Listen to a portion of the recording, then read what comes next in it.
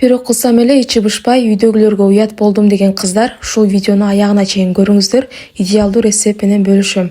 Бул жерде айранга 1 чай кашык сода кошуп, жакшылап аралаштырабыз. 2 эсе көтөрүлүп, көбүктөр пайда боло баштаганда четке коюп коебуз.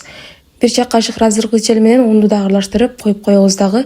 5 чумурткабызга сахарды салып, сахар эригенге чейин аралаштырабыз. Эригенден кийин гана өсүмдүк майды кошуп, кайрадан аралаштырып, аралашкан массабызга биздин жанагы 2 эсе көтөрүлгөн айраныбызды кошобуз.